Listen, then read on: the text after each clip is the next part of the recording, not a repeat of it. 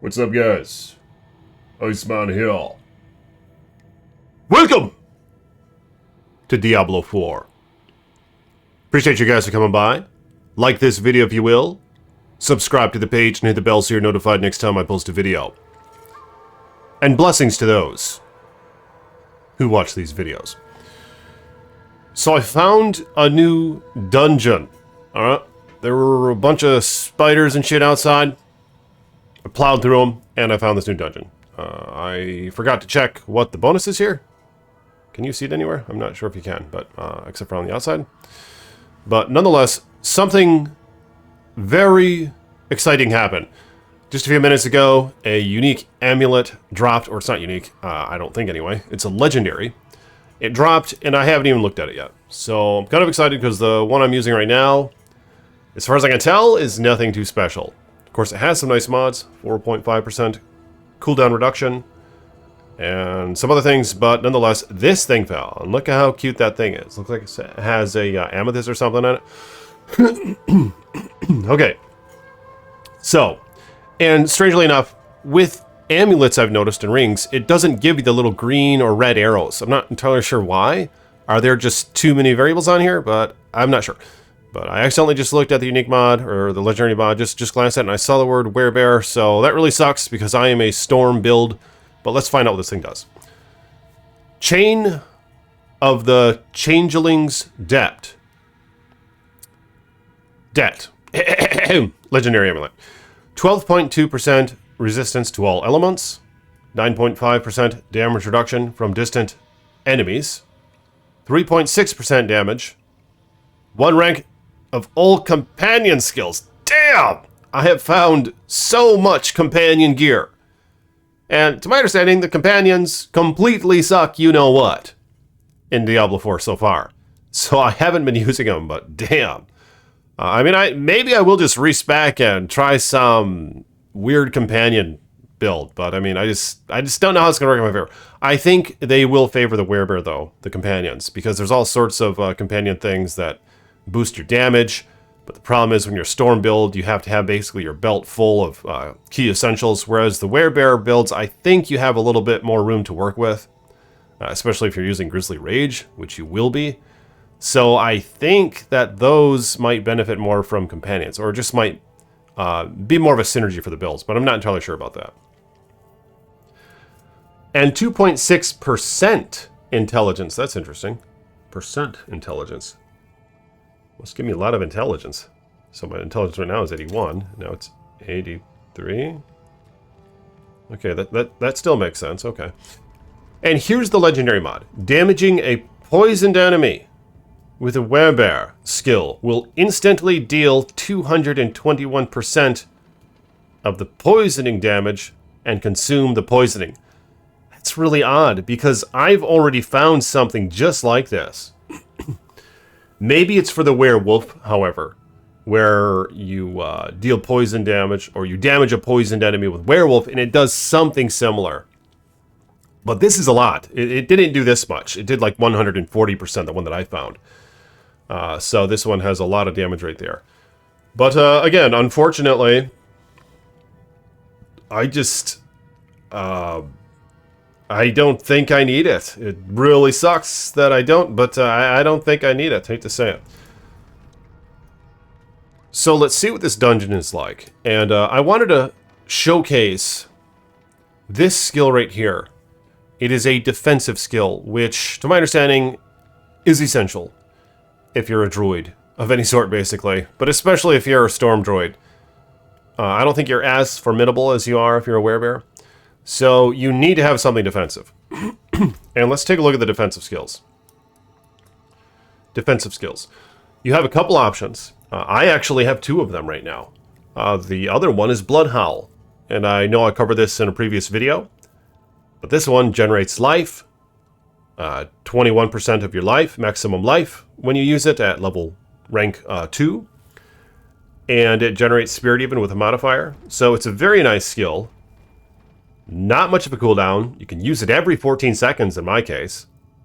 And it even has a modifier where every time you kill an enemy, Kills reduce the cooldown of Blood Howl by 1 second. So you can just kill shit like crazy and just keep spamming it. So Blood Howl is awesome. But of course this video isn't about Blood Howl. There's Cyclone Armor as a defensive as well. But this doesn't create like a massive barrier around you. It is kind of nice. It has some nice mods to it. But this Earthen Bulwark skill is very epic. It creates a hog of a shield around you. So what it does, has a 14.75 second cooldown at rank 2. Rocks surround you for 3 seconds, granting a barrier that absorbs 50% of your base life, which in my case is 415, in damage. It only lasts for 3 seconds. And then I modified it. Earthen, I keep calling it Earthen. Earthen Bulwark makes you unstoppable while active. And unstoppable characters have all controlled impairing effects removed and prevented. So you can run through, if you're like frozen or something, to my understanding, you can cast this and you can blast right through, or if you're behind some sort of, if you're immobilized or knocked down, you can get right up, you can blast right through all that shit. It's great. I don't know all the intricacies in that, but it's nice to have something that makes you unstoppable. Then here's the next modifier that I chose. Preserving Earthen Bulwark. Casting Earthen Bulwark grants 18% base life as Fortify.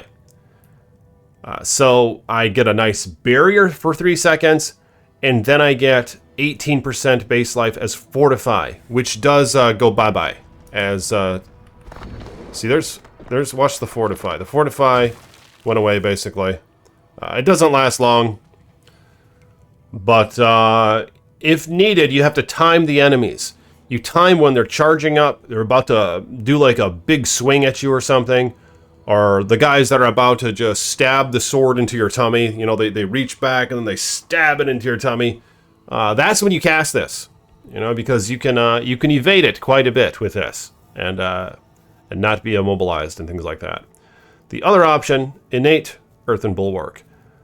Rock shrapnel flies outward when Earthen Bulwark is destroyed or expires, dealing 285 damage to surrounding enemies.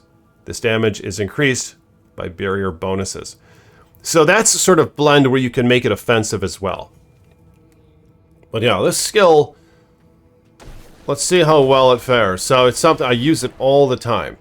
But again, timing is very important. You don't want to use it at the wrong time. So I guess I don't use it all the time. I use it all the time when I need the damn thing. So here's all these bugs and shit. Let me cast it. You see that little fortified shield? Oh my god. Things do hideous damage. But yeah, again, defensive skills are extremely important. This is one of my favorite ones. I haven't messed with Cyclone Armor all that much. I will try it out some. Maybe I'll try it over this Earthen Bulwark, but I don't see how it's going to be better in terms of making yourself somewhat invulnerable for a moment's time, because that's not what it does. Cyclone Armor is going to have a different effect. It has like a knockback effect when you cast it, and just general damage reduction. And there's other things, but I don't think it was... they're different skills, you know what I mean?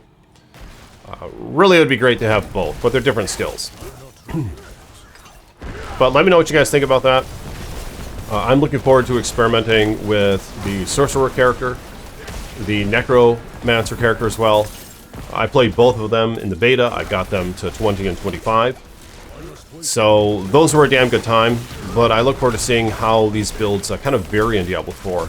And like, do the Sorcerer and Necromancer have a similar thing that makes them invulnerable for a few seconds? Or is that not essential for them? Because, for one, the Necromancer has minions, and maybe the Sorcerer has a different way to evade or mitigate or just whatever. I'm about to get my little tail swatted here. Let's see if I can survive this. I will howl. I will cast Earthen Bulwark. You see that? You want to use it against the fatties. Like, this guy's a big fatty. Of course, dodge is very important as well. Oh my god. Oh my goodness. Oh no. Got him. Survived. That was amazing. Alright, I survived. So nonetheless, I'm going to complete this dungeon, I think. And I really do appreciate you guys for checking out this channel, watching the videos. Again, if you will, like this video, subscribe to the page, hit the bell so you're notified next time I post. My goodness, I'm getting my little tail swatted. Holy shit. It seems to me that I am going to have to finally start using some aspects. I've been bragging about how I haven't used a single aspect yet. Haven't used a dungeon aspect. Haven't used an imprinted one from a legendary. Haven't extracted a single one. I'm not ready yet. But hot damn, it looks like I am due. Yeah, I just need to use anything that is in the green because I'm getting absolutely destroyed. I think it's time to use this. A big-ass damage increase. Probably this as well. There goes that legendary helm. Going bye-bye. It's just... that's kind of the tedious part. Is your gear gets irrelevant so quickly as you're leveling fast in these early stages. Which is why I don't really want to imprint anything on a legendary, because then it's just not going to be usable after like 5 levels, 4 or 5 levels. And I suppose at that point I can salvage the item and use that for something else, but the imprint is going to be gone. You know, it's going to be useless to me. Alright, so I just switched onto this two-handed item, and it looks like I'm doing some pretty good damage, I would say. My god. Hitting my ass kick. I'm not ready yet. That's fine. Again, this has been a spiritual journey. I might try a werebear build. I don't know how expensive it's going to be to respec, but I just have so much freaking shape-shifting gear that it only seems to make sense. And it would be fun to have a different playstyle for a while. That's part of the reason why I like the Druid so much. It's the mixture of playstyle. You can be a caster when you want. You can respec into something like a werewolf or a werebear melee build. Or sort of blend between the two, maybe. And maybe even a summoner, but I'm not sure. I'm quite disappointed with the summon druid, just from what I've experienced in the beta. The passive from the summons just suck. The ravens are off the screen. They just fly in and hit like one enemy, then leave again. They don't like hang out around you at all. You know, I wanted to feel a little bit more protected as a summoner, you know? And the wolves just do complete ass for damage. And they die here and there, so the poison creeper, you barely even see the damn thing. It does have a good active effect, some nice AoE. Some great AoE, in fact. But its passive effect kind of sucks as well. But I have found a lot of companion gear, so part of me wants to almost try that. Make a sort of companion-based druid, but as mentioned, I think that the best hybrid for companions would be a melee shapeshifter as opposed to a caster. Even though that doesn't really make sense, because you'd think with a caster you'd want to have tanks, which you do, but the problem is you just have to prioritize so many defensive things that, or just so many other things, I think, that it seems to me so far that the companion build will be centered around a shapeshifter. I could be wrong on that, though. But let me know if you guys want to see me try any of those various builds, and which one would you like to see? I'm thinking I'm going to try a pulverize. Eventually. So I'm going to find this boss, and I will start the video again. Alright, I'm approaching the boss, and I just realized this. There's a little health shrine right next to it, and I think that's always the case. And the health shrines, to my understanding, you can only use them once, but they do refill your potions as well. So don't forget to use those health shrines when you're entering the boss place, because I don't always do that. I'm like, I don't want to waste it, I don't need it. But of course then the boss is right on the other side, and you're never going back to it anyway. So it doesn't make any sense not to use it. So this one is a big spider. Let's see how Dodo can handle the spider. Not horrible. Not horribly. Already 1/4 life. Taken away. Watch my skills as they reset. There goes the, there's Cataclysm. One of my favorite skills with this guy, of course. An epic skill. Love seeing that in the early trailers and content videos before the beta was even released. It just looked awesome. The sounds from it are great, and I actually have a pretty good speaker setup here. I have JBL studio monitors and a nice audio interface for some nice high-resolution audio. Yeah, that's great. So just the storms sound awesome. Just the bass to it and all that. The headphones, it's not as cool. Come on, buddy. See, as you can see here, it's not that bad. So I'm probably going to be good for a while. And I still haven't used an aspect, but I am getting tempted. Oh my god. Got him. Alright. Dead as a toad. Appreciate you guys coming by. Ooh. Okay, Swelling Curse. Sounds like a necromancer thing.